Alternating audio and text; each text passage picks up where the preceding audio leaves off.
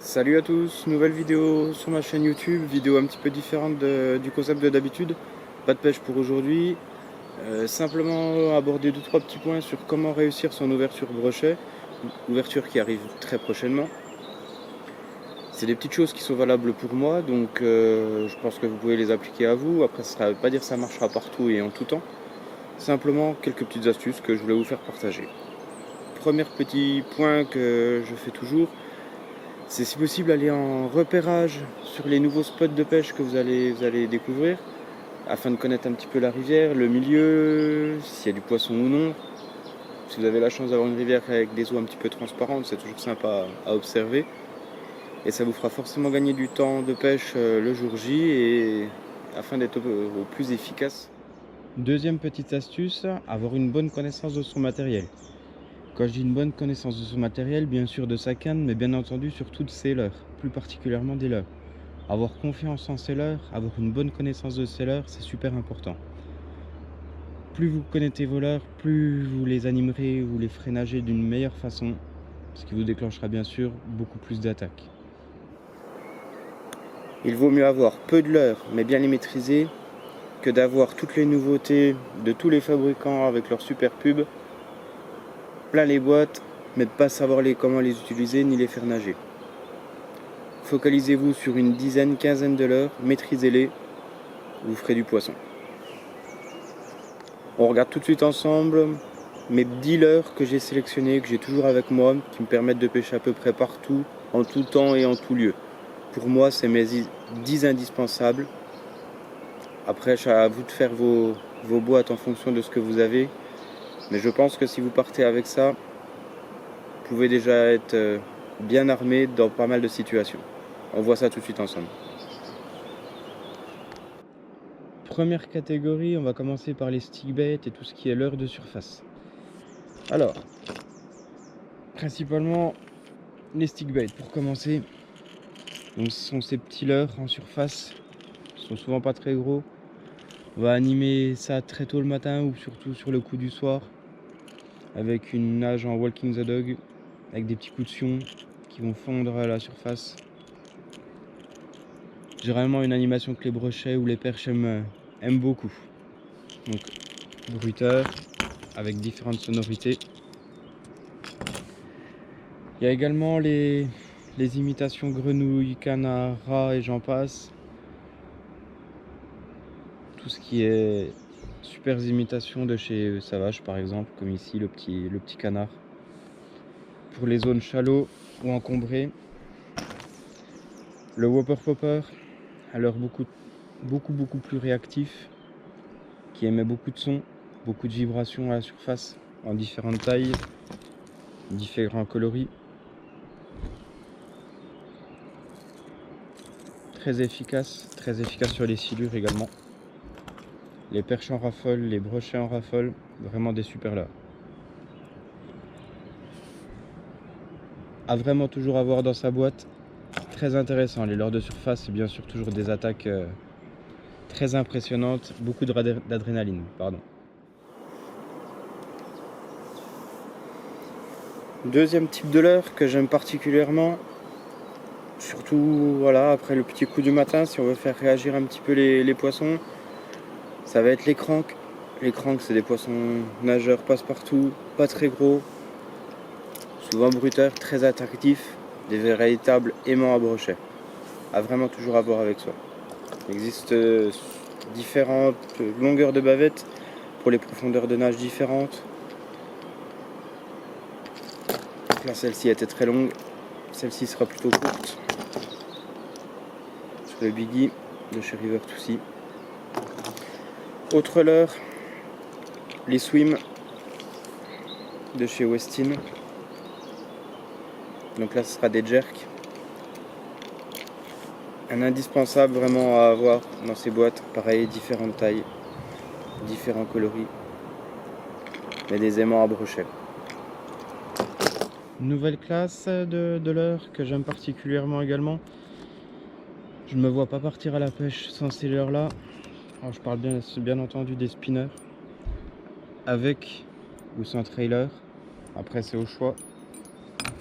Si on veut faire planer un petit peu plus le leurre, ralentir la nage avec différentes couleurs de jupe, différentes tailles de palettes.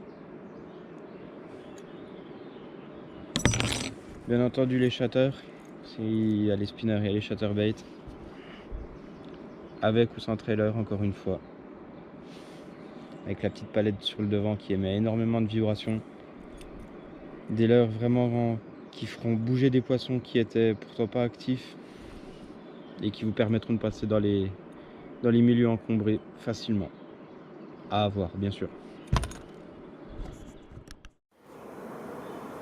Nouvelle catégorie de leurre. Catégorie de leurre que je pêche un petit peu moins du fait de sa petite taille. Je suis plus axé sur les grosses tailles. Les poissons nageurs style jerk. Pareil, souvent bruiteurs. Des leurres de réaction encore une fois qui vous permettront de déclencher vraiment, je pense, pas mal de poissons, principalement des perches, quelques brochets quand même. Pareil avec une bavette plus ou moins longue pour aller fendre l'eau et à différentes profondeurs de nage. Autre catégorie de leurres, ce qu'on appelle les soft swim bait. Alors ça va être des leurres souvent assez volumineux, leurres souples bien sûr, articulés, avec un réalisme et une imitation du poisson proche de la perfection. Vraiment, ça déclenche souvent de très beaux brochets. Pour des nages discrètes, réalistes.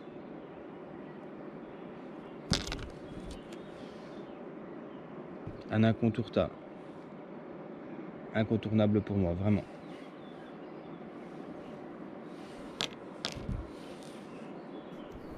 Ensuite, on ne peut pas parler des soft swimbaits sans parler forcément des hard swimbaits. Je pense la catégorie de leurres que moi je préfère.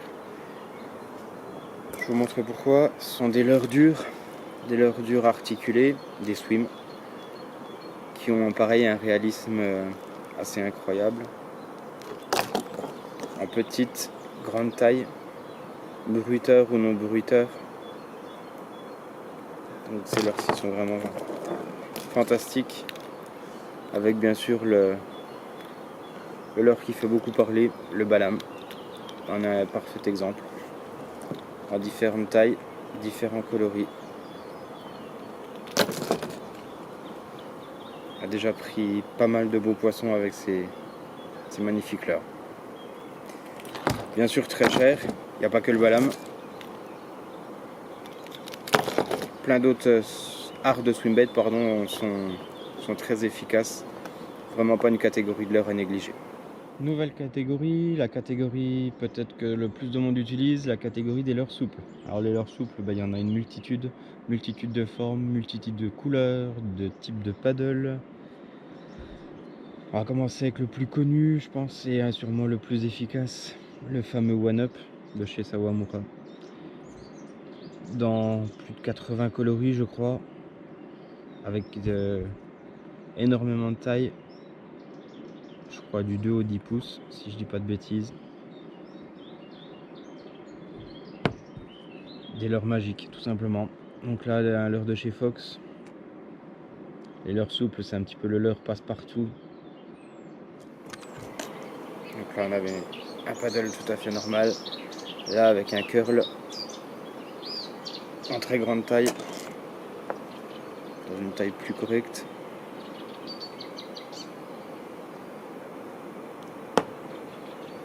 Ce qui vous permettra de pêcher à toute profondeur avec ces leurres souples, contrairement au hard ou au soft swimbait, qui seront plus axés sur des profondeurs jusqu'à 3-4 mètres d'eau. À vraiment avoir. Ne partez jamais à la pêche sans vos leurres souples. Dernière catégorie de leurres, j'aurais pu les mettre avec les spinners, le shatter. Ce sont les leurres à palette, les cuillères tournantes, cuillères ondulantes.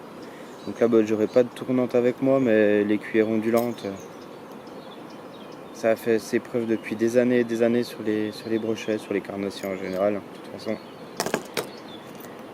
Et les leurres à palette, les leurres souples à palette, style Divinator, comme là, je ne conçois pas de ne pas pêcher avec ce genre de leurre. Vraiment à avoir. Pareil, dans différentes tailles, différentes formes, et surtout différents coloris.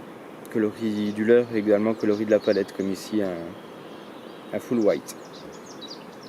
Voilà pour les différents leurres que j'utilise toujours, que j'emmène toujours avec moi. Ça me permet de passer à peu près partout. Voilà, dernière petite chose que je voulais voir avec vous, et je pense une des choses quand même qui a toute son importance, c'est ne pas arriver au bord de l'eau et jeter ses leurres un peu n'importe comment. Essayer de réfléchir, d'analyser la rivière, les lieux de pêche que vous allez fréquenter. Réfléchissez comment se tient le poisson, comment le poisson pourrait s'être camouflé pour déclencher des attaques. Essayez de pêcher intelligemment, je pense que ça peut faire toute la différence.